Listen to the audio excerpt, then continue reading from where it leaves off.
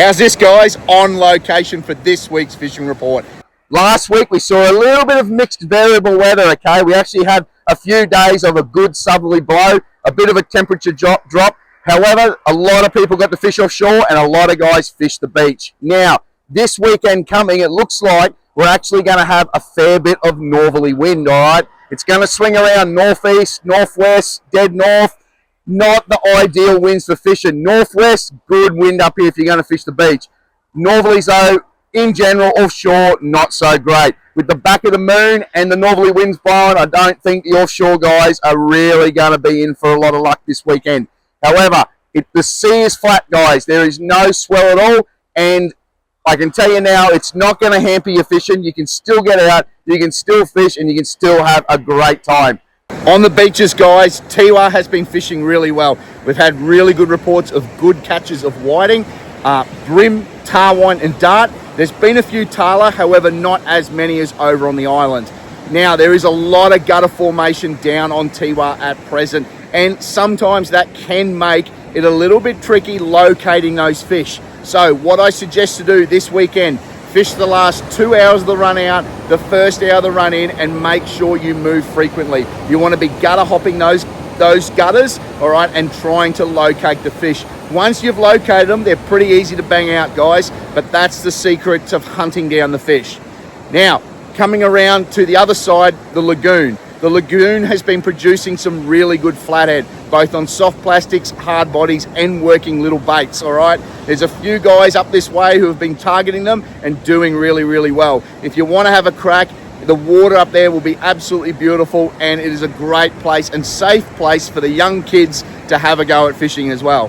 Inskip Point has produced a massive amount of Spanish mackerel and grey mackerel in the last week. I've lost count of actually how many have been caught. I highly recommend heading up there, trying to get out of the wind a little bit and trying to float out some liveys. You may surprise yourself and do really well by hooking a big mackie. Offshore fished extremely well last week, guys.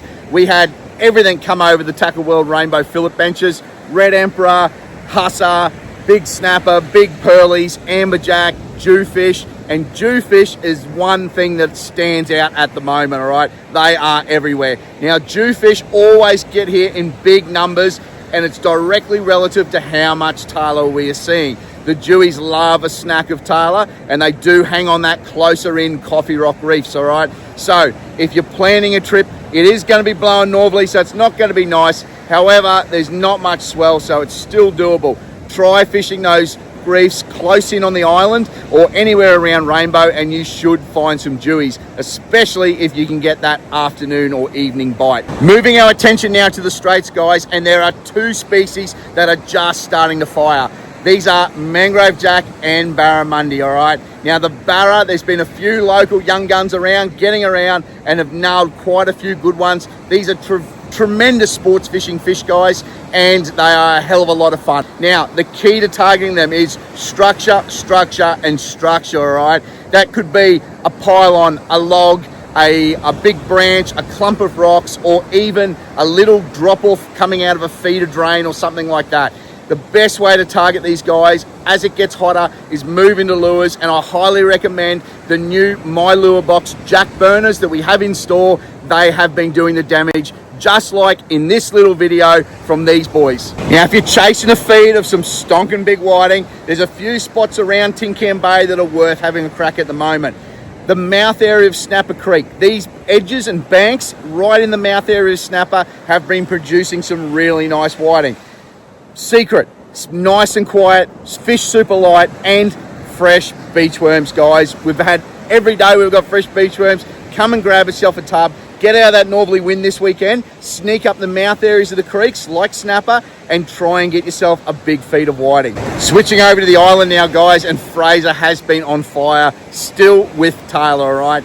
In saying that, don't forget about chasing all your small light surf species like your whiting, brim, dart, and tarwine. They have been in good numbers, especially down the lower end of the island from Dilly Village up to about Yidney Rocks. It's a great area, a little bit on the quieter side, especially when the tide's coming in, and it's a good area to gutter hop along and grab yourself a feed.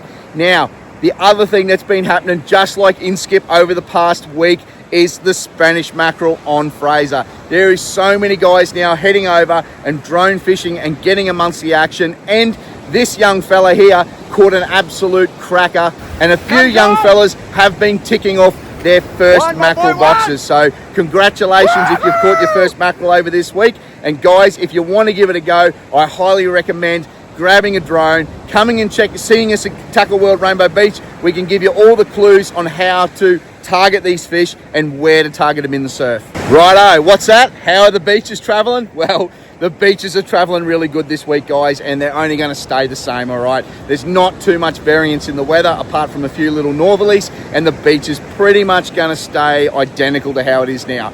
Traveling up Tiwa Beach, around the Rainbow Beach rocks and the sticks has been really good.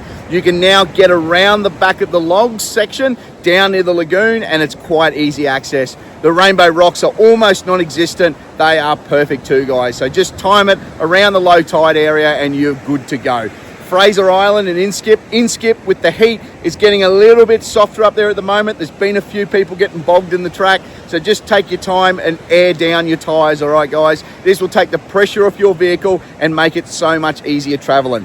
Fraser has been really good. Hook Point, no reports from anything bad about Hook Point, so it's good travelling. Just, we are coming up to the neap tide, so you will want to always travel as close as you can to low tide just to get the maximum of beach to drive on. Righto, what would I be chasing this weekend given the conditions and forecast?